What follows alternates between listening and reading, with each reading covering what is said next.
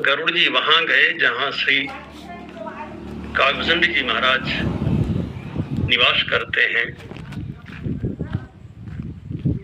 श्री कागभूषण जी महाराज की बुद्धि अकुंठित है, मति अकुंठ, अप्रतिहत गति है उनकी। उनकी बुद्धि की कोई सीमा नहीं है। मति अकुंठ, हरि भगति अखंडा, और उनमें भगवान की अखंड भक्ति है।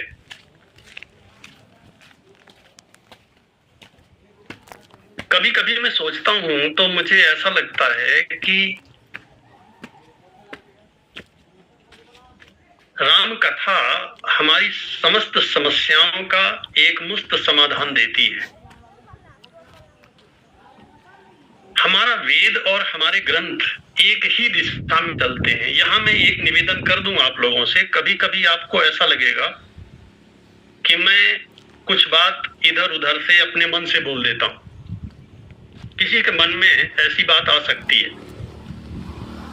तो मैं निवेदन करूंगा,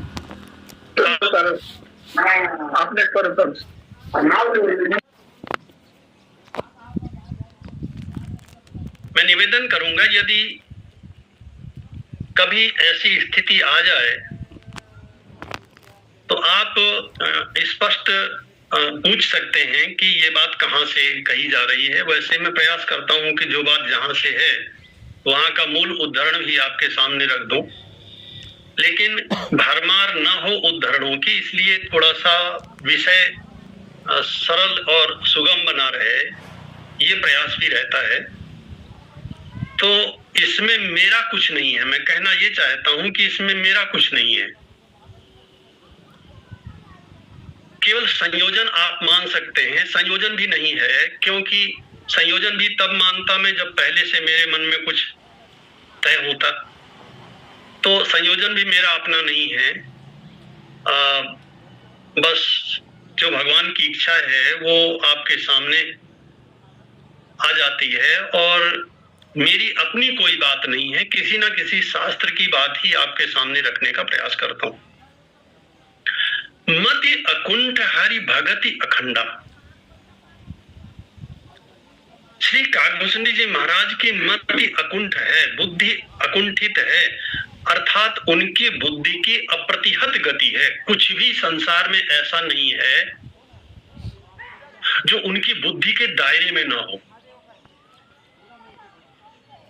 गोस्वामी जी की एक विशेषता है, जब वे कुछ लिखते हैं तो उसके आगे उसका कारण भी बता देते हैं। अगर किसी के मन में ऐसा हो कि साहब ये तो असंभव है, क्योंकि योग शास्त्र भी समाधि की जो चरम अवस्था है योग शास्त्र में, जिसे सविकल्पक के बाद निर्विकल्पक समाधि कहते हैं, उस समाधि में भी प्रकृति और पुरुष का ज्ञान होता है, परमात्मा का ज्ञान नहीं होता। जो जड़ बुद्धि है वह अकुंठ कैसे हो सकती है? इसका उत्तर भी यह है कि योग शास्त्र में बुद्धि को परिष्कार करने की बात की गई है, और परिष्कार करने के अनेक उपाय बताए गए हैं। योग भी सांख्य का एक हिस्सा है, इसीलिए सांख्य अनीश्वरवादी था, योग भी अनीश्वरवादी था अपने मूल रूप में। हाँ, कर्म को प्रधानता दी गई है। हम अपना कर्म करते हैं और कर्म का फल भोगते हैं। उन्होंने कहा भगवान और नाम की कोई चीज नहीं है। बाद में जब इस पर विचार हुआ और उनसे ये प्रश्न किया गया कि कर्म को आप जड़ मानते हैं या चेतन? अगर जड़ मानते हैं तो कर्म अपना फल कैसे दे सकता है? जड़ के पास तो अपनी बुद्धि होती नहीं है। किस कर्म का कैसा फल होना चाहिए, उसका स्वरूप क्या होना चाहिए, वह कैसे मिलना चाहिए, ये सारी व्यवस्था जड़ कर्म कैसे कर सकता है? उन्होंने कहा नहीं, हम उसे चेतन मानते। तो अगर आप चेतन मानते हो तो उसी को तो हम परमात्मा कहते हैं। और जब तक वह चेतन सर्वज्ञ नहीं होगा, सर्वशक्तिमान नहीं होगा, अनंत नहीं होगा, सर्वत्र व्याप्त नहीं होगा, तब तक वह ये कैसे निश्चित कर पाएगा कि किस कर्म का फल कैसे दिया जाए? पूरी बात तर्क सम्मत है। बहुत से लोग ऐसे हैं जो कहते हैं कि हम शास्त्र की बात नहीं मानते। मत मानिए, जो बुद्धि में समझ में आवे उसे तो मानेंगे। तो योग शास्त्र जड़ प्रकृति अथवा सूक्ष्म तत्व पर ध्यान केंद्रित करने के लिए कहता है। वो पहले सविकल्पक समाधि की बात करता है। सविकल्पक माने जहां ज्ञाता, ज्ञान और ज्ञेय ये तीनों का बोध होता रहता है। मैं ध्यान करने वाला हूं, मेरे ध्यान का यह विषय है और ध्यान की प्रक्रिया चल रही है। इन तीनों का जब तक बोध होता रहता है तब तक सविकल्पक समाधि। और ध्यात्री ध्यानम परित्यज्य, जब यह भूल जाए कि मैं ध्यान करने वाला हूं और यह भी भूल जाए कि ध्यान कर रहा हूं, ध्येय मात्रैक गोचरम, केवल ध्येय मात्र शेष रह जाए, मैं जिसका ध्यान कर रहा हूं बस वही मात्र शेष रह जाए, ये योग शास्त्र में निर्विकल्पक समाधि है। वहां महर्षि पतंजलि कहते हैं कि निर्विकल्पक समाधि में साधक को जब अपनी चरम स्थिति में पहुंचता है तो निर्विचार वैशारद्ये अध्यात्म प्रसादः, उसे भागवत कृपा प्राप्त होती है। जैसे गीता में भगवान श्री कृष्ण कहते हैं कि जो व्यक्ति निरंतर भगवत कथा में के माध्यम से मेरी चर्चा करते रहते हैं, ऐसे जो लोग हैं जो निरंतर मेरी चर्चा करते रहते हैं, उन्हें मैं एक स्पेशल गिफ्ट देता हूं। क्या देते हैं? बोले ददामि बुद्धि योगम तम, ऐसे व्यक्ति को मैं बुद्धि योग देता हूं। ये श्रम साध्य नहीं है। अब संसार का जो मालिक है, अगर वो किसी को कुछ देना चाहता है, ये उसकी अपनी मौज है, उसका अपना आनंद है, क्योंकि वो किसी कर्म का फल नहीं है। अब जरा सोचिए कागभूषण जी के बारे में। कागभूषण जी के जीवन का एक भी क्षण संसार की वार्ता में या संसार की चर्चा में नहीं बीतता। वे ध्यान करते हैं तो किसका करते हैं? वे ध्यान भी करते हैं तो भगवान का ही करते हैं। पीपर तरुतर ध्यान सो धरई, जाप यज्ञ पाकर तर करई। वे जप करते हैं तो किसका करते हैं? जिसका अभी ध्यान किया था उसी का जप करते हैं। आम छाए कर मानस पूजा, आम के वृक्ष के नीचे बैठ करके वो मानसिक पूजन करते हैं भगवान का। तो किसका पूजन करते हैं? जिसका ध्यान किया था, जिसका जप किया था, उसी का मानसिक पूजन करते हैं। तज हरि भगति काज नहीं दूजा, कोई दूसरा काम ही नहीं है। इसी बात को तो गोस्वामी जी ने लिखा है, यही तन कर फल विषय न भाई, इस शरीर का फल विषय नहीं है। तो क्या है? बोले जिसने इस शरीर को दिया है उसे पाना ही इस शरीर का फल है।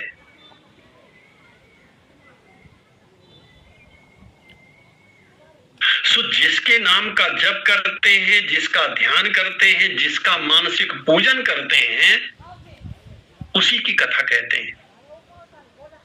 बटतर कह हरि कथा प्रसंगा, ये उनकी दिनचर्या है। संसार उनकी चर्या में है ही नहीं।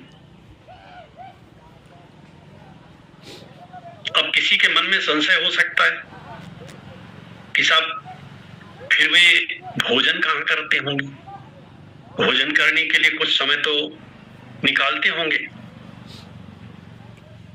यह हमारा आपका सोच है, यह हमारी क्षुद्र बुद्धि का सोच है। जब 4 दिन बीत गए, श्री सुखदेव जी महाराज को अचानक याद आई, कथा सुनाते सुनाते राजा परीक्षित को अचानक सुखदेव जी को याद आई, ये राजा है और 4 दिन से इसने जलपान नहीं किया, मैं कथा सुनाए जा रहा हूं। उन्होंने कहा कि राजन, मैं भूल गया, अब तुम थोड़ा जलपान कर लो, मेरी तो ब्रह्म दृष्टि है, सो मेरी चित्तवृत्ति निरंतर परमात्मा में लगी रहती है, मुझे भोजन वहां से मिल जाता है। स्थूल की तुलना में सूक्ष्म अधिक पावरफुल होता है, ये सिद्ध बात है। अब इसे सिद्ध करने की आवश्यकता नहीं है इस 21वीं सदी में।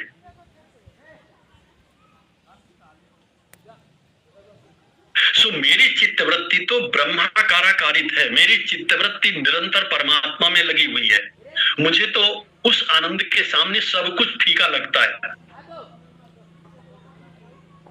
लेकिन तुम राजा हो, सो तुम थोड़ी देर के लिए अब जलपान कर लो, इसके बाद फिर कथा सुनाता हूं। राजा परीक्षित क्या कहते हैं? महाराज परीक्षित कहते हैं, नैसाति दुस्सहा छुन्माम। महाराज मैं जानता हूं कि भूख को सहन करना कठिन है, प्यास को सहन करना कठिन है, लेकिन ना ऐसा दुस्सहा छुत माम न बाधते। ये जो कष्टकारी भूख और प्यास है, मुझे तो उसकी याद ही नहीं थी। त्यक्तोदमपि, 4 दिन से मैंने एक घूंट जल नहीं पिया है, लेकिन मुझे प्यास नहीं लग रही है।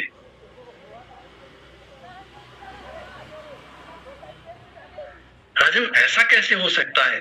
बोले महाराज, पिबंतम, मैं पी रहा हूं, तन मुखाम भोजत च्युतम, आपके मुख कमल से विनिसृत जो ज्ञानामृत है, इस अमृत का मैं पान कर रहा हूं। जो कथामृत है, किसी को अमृत मिल रहा हो और उससे कहा जाए अब तुम जल पियो, तो अमृत छोड़ करके जल पीना चाहेगा।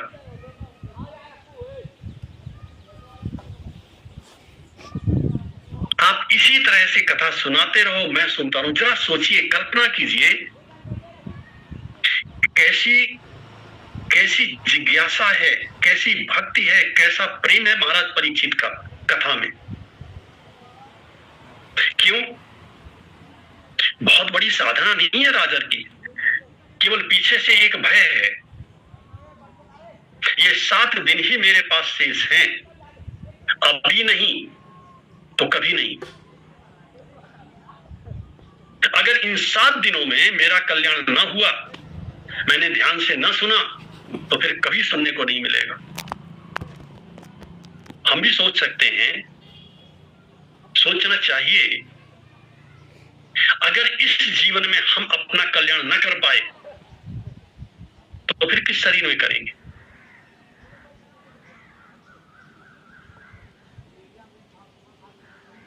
गोस्वामी जी महाराज लिखते हैं, तिनते खर सूकर स्वान भले।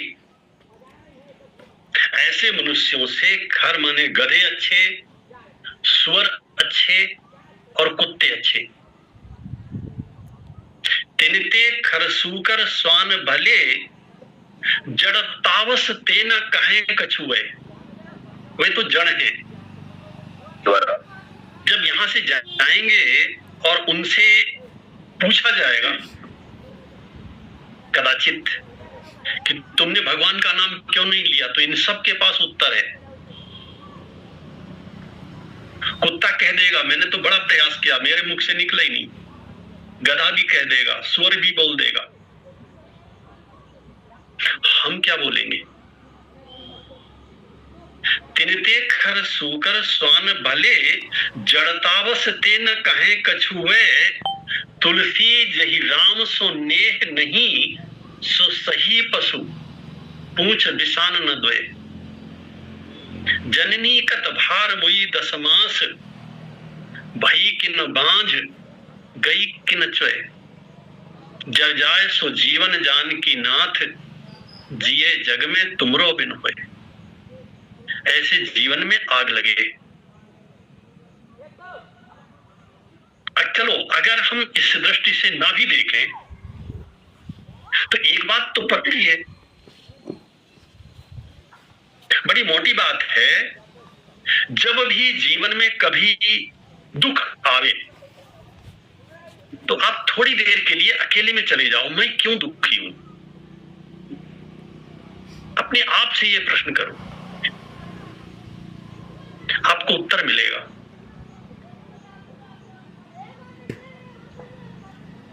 या तो कोई व्यक्ति या कोई परिस्थिति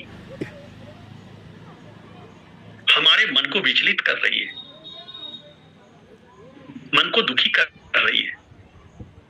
मैं किसी व्यक्ति के बारे में सोच रहा हूं इसलिए दुखी हूं, संसार की परिस्थिति के बारे में सोच रहा हूं इसलिए दुखी हूं, और ये संसार है कैसा? एक बात की और ध्यान देना चाहूंगा। ये बात तो हम बार बार कहते हैं कि जो चेतन है वो हमारा स्वरूप है, सत है, चित्त है और आनंद रूप है। ये है हमारा स्वरूप। भगवान का रूप क्या है? कहते हैं भगवान का भी यही रूप है, सच्चिदानंद रूप है। तो जब ये कहा जाता है कि ये जो जड़ चेतन जगत है, पूरा का पूरा जगत परमात्मा का स्वरूप है, तो ये क्या है? ऐसा क्यों कहा जाता है?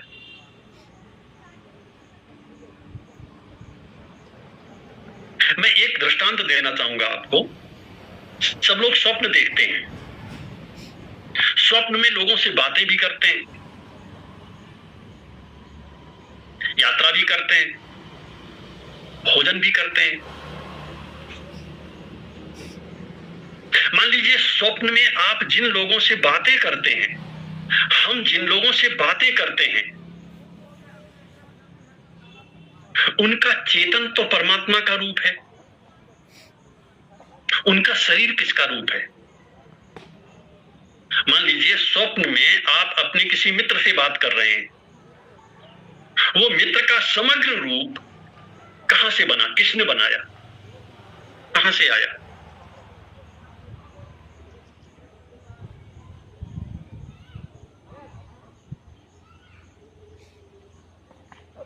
हमारा अज्ञान से आवृत जो चेतन है यह उसकी अपनी संरचना है।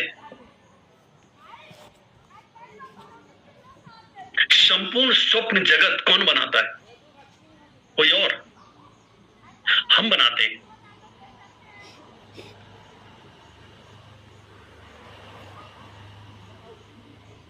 अगर आप ट्रेन में यात्रा कर रहे हैं तो उस ट्रेन को किसने बनाया?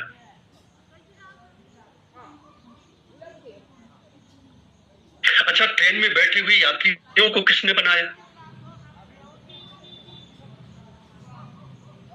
अच्छा, उनसे हम बात भी कर रहे हैं तो यात्रियों के अंदर जो चेतन तत्व है उस चेतन को किसने बनाया? वहां चेतन में और जड़ में कोई अंतर है क्या? बनाने में, रचना करने में कोई अंतर है क्या?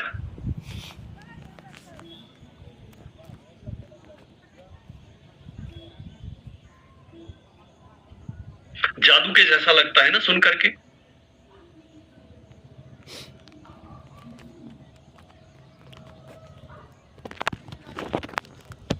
यह सच है कि स्वप्न जगत का निर्माण इस व्यष्टि की रचना है, हमारी अपनी व्यष्टि की रचना है, क्योंकि जो स्वप्न हमें दिखाई देता है वह हम ही को दिखाई देता है, किसी दूसरे को नहीं दिखाई देता। जो हमारे बगल पर लेटा हुआ है उससे वो स्वप्न नहीं दिखाई देता, और जिनसे हम बातें करते हैं उन्हें भी नहीं दिखाई देता।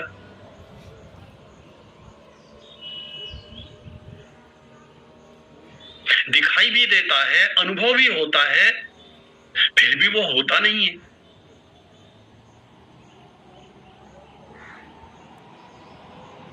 लेकिन केवल स्वप्न में नहीं होता या जागरण में भी नहीं होता, स्वप्न में तो होता है। स्वप्न काल में स्वप्न उतना ही सत्य है जितना कि जागरण काल में जागतिक जगत। क्या किसी को स्वप्न काल में ऐसा अनुभव होता है, अरे मैं तो सपना देख रहा हूं, कोई बात नहीं, चलो चलने दो? ऐसा नहीं लगता। स्वप्न देखते हुए व्यक्ति को स्वप्न 100% सही लगता है, जबकि कुछ भी सच नहीं होता।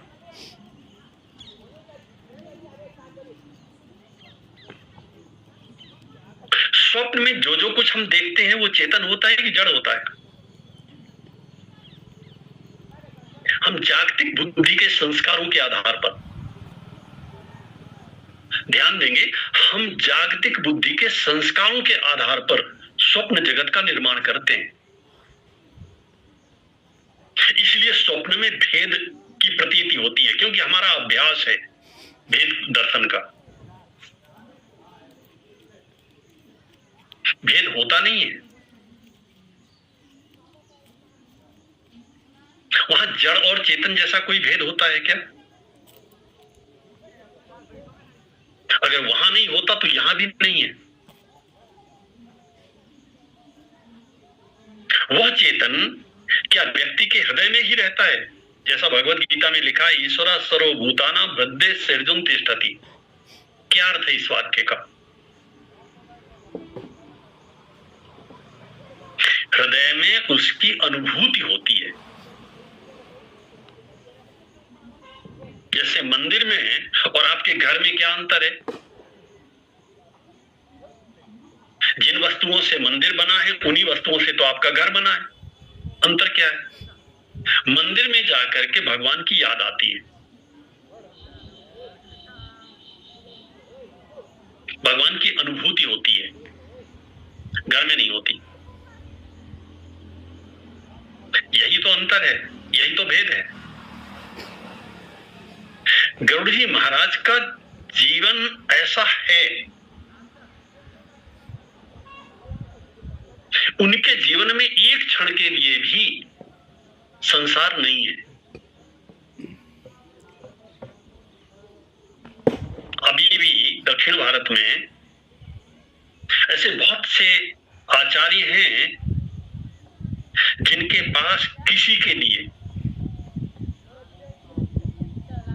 बाहर के लोगों को तो छोड़िए, अपने घर और परिवार के लोगों के लिए भी 1 मिनट का समय नहीं है।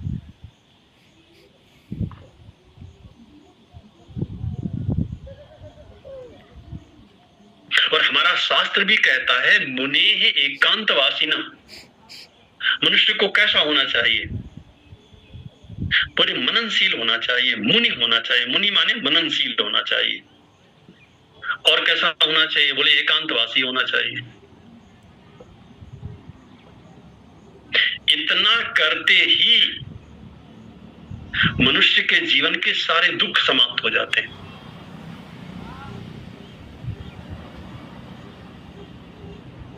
शरीर बाहर है तो शरीर बाहर का काम करे। शरीर से मन तो हमारा अलग है, इसे अलग रखने का ही अभ्यास करें। इसे अंतर्मुख होना चाहिए।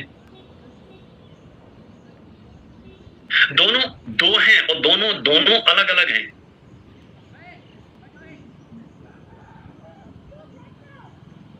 भेद इस प्रकार का है कि शरीर काम नहीं करेगा तो बेकार हो जाएगा, शरीर नहीं चलेगा तो बेकार हो जाएगा, और मन चलेगा तो बेकार हो जाएगा। शरीर को बैठना नहीं है और मन को चलना नहीं है। वर्तमान में क्या है? दोनों एक साथ चलते हैं, जहां रहते हैं साथ ही साथ रहते हैं, क्योंकि दोनों एकाकार हो गए हैं। दोनों में भेद की प्रतीति ही नहीं होती। मन ने आदेश दिया, समोसा खाने की इच्छा है, चल पड़े, शरीर चल पड़ा। दुकान पास है कि दूर है, इससे कोई फर्क नहीं पड़ता है। जीव ने कहा अच्छी जगह तो वो है, समोसा तो वहां मिलता है। शरीर काम करता है, दोनों एक साथ चलते हैं। शरीर बाहर का काम करे, मन अंदर का काम करे। भगवद गीता में भगवान श्री कृष्ण ने बड़ा सुंदर उपाय बताया है। अभ्यासेन तो कौन्तेय वैराग्येण च गृह्यते।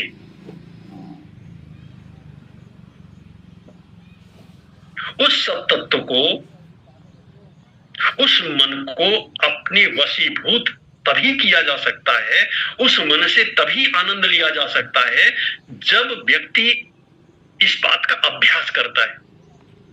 हमने कभी मन को अपने अलग माना ही नहीं, उससे कभी बात किया, अपने मन से कभी बात किया। बहुत से लोग ऐसे हैं जो अपने मन से कभी बात नहीं करते, मन की गुलामी करते रहते हैं। मन ने कहा एक मकान तो है, एक और बनवा लेता हूं, ठीक है, बनवा लेते हैं। एक क्षण के लिए नहीं सोचा उससे क्या होगा जब तेरे को यहां से जाना है।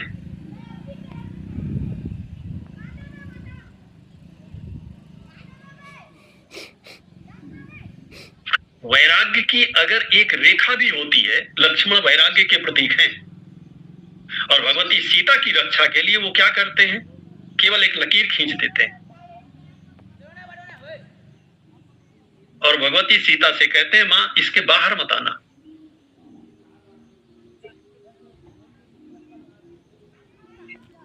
मनुष्य के जीवन में अगर वैराग्य की कोई लक्ष्मण रेखा है कि बस इसके आगे नहीं चाहिए, इसके आगे आवश्यकता नहीं है, अब मेरे जीवन का लक्ष्य दूसरा है, ये लक्ष्मण रेखा आयु में भी सब जगह इसकी आवश्यकता है। मेरे बेटों का ब्याह हो गया, बेटियों का ब्याह हो गया, अब अपने लिए करूंगा, अब अपना परमात्मा से नाता बनाऊंगा। काव्यसिंह जी ने अपने जीवन का वृत्तांत भी सुनाया है श्री गरुड़ जी को। उनका पूर्व जन्म देखिए और वर्तमान जन्म देखिए, दोनों में अंतर क्या है। वे स्वयं कहते हैं कि ऐसा कोई शरीर नहीं है जो मैंने प्राप्त न किया हो, ऐसा कोई काम नहीं है जो मैंने न किया हो। कवन योनि जन्म्यो जहां नाहीं, कौन सा शरीर है जो मुझे न मिला हो, जिसमें मैं न रहा हूं। कवन योनि जन्म्यो जहां नाहीं, मैं खगेश भ्रम भ्रम जग माही। अब बढ़िया शब्द का प्रयोग करते हैं, भ्रम भ्रम जग माही। मैं सब जगह भ्रमित बना रहा। देखो करी सब कर्म गोसाई, और सुखी न भयं अबहि की नाई। सुध मोहि नाथो जन्म बहु केरी, मुझे अनेक जन्मों का स्मरण है। शिव प्रसाद मति मोहन घेरी, भगवान की कृपा से मेरी बुद्धि मोह से ग्रसित नहीं हुई। ये जो उनका जीवन है, हमारे जीवन का दुख तभी समाप्त होगा जब संसार से वैराग्य होगा और बड़ी एक छोटी सी बात और बड़ी सरल सी बात, नास्ति तृष्णा समम दुखम, नास्ति त्याग समम सुखम। यहां त्याग शब्द से अर्थ ये नहीं है कि अपना धन त्याग दिया जाए, परिवार त्याग दिया जाए, ये अर्थ नहीं है।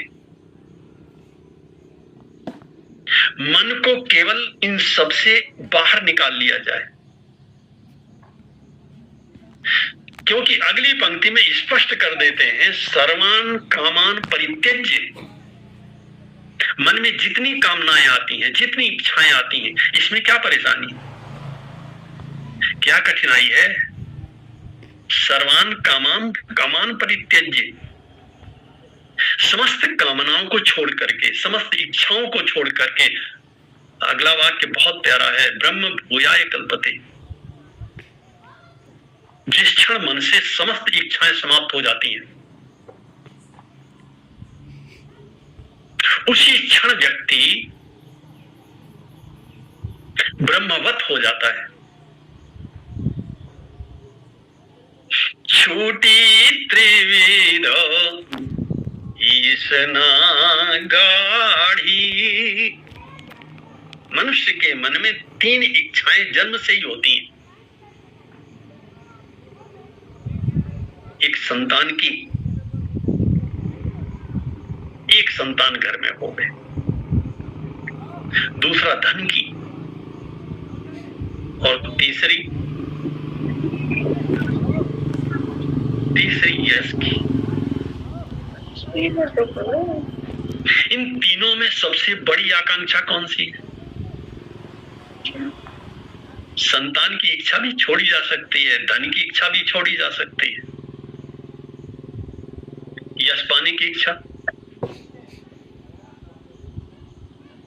मेरी बड़े बड़े महात्माओं से बात हुई, हमने उनसे पूछा, हमने कहा महाराज जी कैसा लगता है आपको, क्या क्या इच्छा रहती है?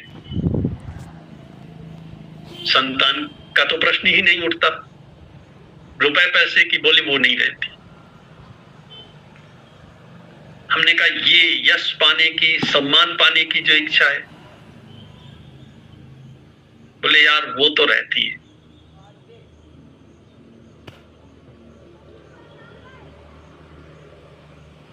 तो यही तो कारण है।